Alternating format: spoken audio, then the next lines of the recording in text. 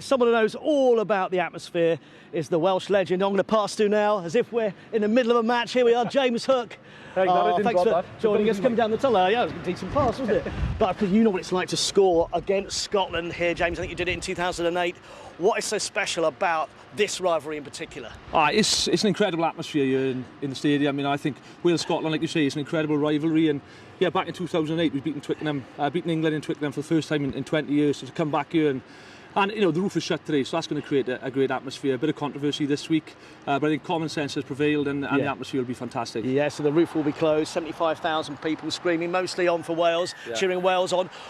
There must be something about this place because Scotland haven't won here. OK, they won in Llanelli a few years ago, but they haven't won here for 22 years. Yeah, and they come down here a good few times as favourites, and I think they're rightly favourites this weekend, you know, with Scotland got a settled squad at the moment. Wales are pretty inexperienced. Everything's going on in Welsh rugby with the budget cuts, the squad cuts. So it's going to be a tough test for these Welsh boys, but you know, it gives the opportunity to a lot of youngsters as well. And someone who knows what it's like, just tell us what goes through your mind. What does it do to you when you walk down the tunnel behind you onto the pitch as a Welsh player with the whole nation behind you there?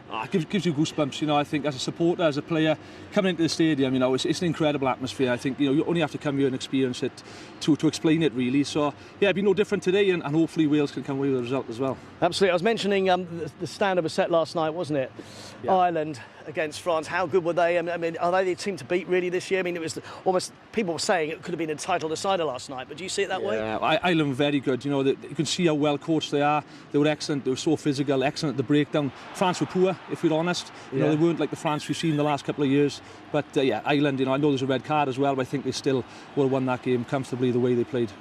What would be successful Wales then this year? Do you think they can potentially challenge the likes of Ireland? It's a new look team, isn't it? I was talking to some of the fans last night. Some of them didn't really recognise many of the players because it is so new. Yeah, it's a tough ask. You know, I think they really need to win. You know, momentum's key. We always go on about it in the Six Nations, but winning the home games is key. You know, if we lose today, we've got to go away to Ireland, away to England, then we play France at home. So it's really, really tough. So momentum's really important, and this first game for Wales is very important. And England kicking us off today in Italy. Yep. They had a decent World Cup, but it's the second Six Nations under Steve Borthwick, and they only came fourth last year. Yeah, they did. You know, I think Italy had a poor World Cup.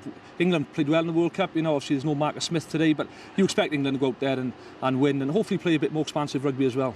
So your tip overall then, if you take the Welsh heart out of it, if you like, who's going to Six Nations? Yeah. I think after last night, I think you've got to say Ireland. Yeah. Ireland, 100%. Now behind you is the Doddy Weir Cup, which they've been playing for when Wales play Scotland since 2018, and now in memory of the great Doddy Weir and all that he's done to raise awareness of motor neuron disease. And you might have noticed over there, sitting in the corner, Andy Nicol, because at the moment, look, Scotland do hold the Doddy Weir Cup after lifting it last year.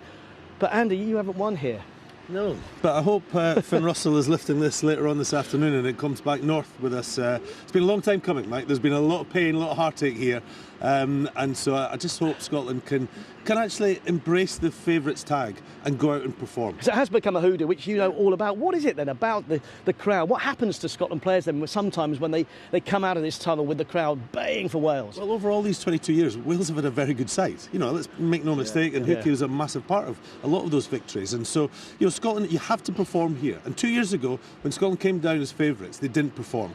Yeah. They're probably, as James said, they're probably favourites today, Scotland, so they have to perform. There's a pressure there, and I hope they embrace that. I hope they say, right, if we perform, we win this game. Yeah. And I think that's something that they just need to really get their heads around.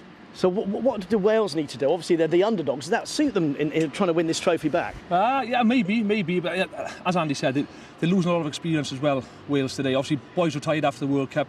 They've got key injuries. You know, Dewi Lake, Jack Morgan, co-captains in the World Cup, they're not available. George North is not available. Talupi Faletau, Gareth Thomas. So without making excuses, it's going to be extra tough for Wales. But I think, you know, as Andy said, Scotland are a far more settled team and rightly come down as favourites. But Wales always like to upset the party, isn't they? Plus, you've got this secret X factor because, as Warren Gatland was saying, it's not just rugby, is it? When Wales are at home. You've got the choirs which have already set off this morning from wherever they're coming from across Wales to sing their hearts out way before the match. Yeah, regardless how Wales are playing, you'll always get a great atmosphere in the stadium, in the town, as you saw last night. So, it'll be, as I said, it'll be no different today. And it's a great opportunity for youngsters like Cameron winning his first cap. He's been excellent for Cardiff this year. It's only his 16th senior game, incredible. So it's incredible. Yeah. So we always hope for a victory, don't we? Well, we'll let you fight over the trophy for now, because we're going to get the rest of the sport. We'll have another little word with you in a moment. But I love seeing you're holding on to it very tightly, aren't you? Because Scotland do hold it, but they've got to try and do it here. Thanks ever so much for now, though, James and Andy.